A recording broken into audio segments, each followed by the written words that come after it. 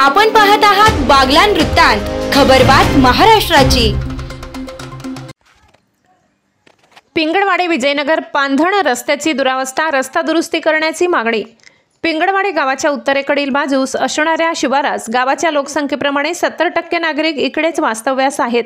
याच शिवारात असलेल्या पिंगळवाडी ते विजयनगर हा रस्ता जवळपास 4 किलोमीटर अंतराचा रस्ता असून या रस्त्याच्या सुरुवातीला काही ठिकाणी काँक्रिटीकरण झाले, परंतु देवी मंदिरापासून पुढे या रस्त्याची आजच्या घडीला अगदी दयनीय अवस्था झाली आहे। विशेष म्हणजे देवी मंदिर परिसरात भला मोठा खड्डा पाण्याने तुडुंब भरलेला आहे।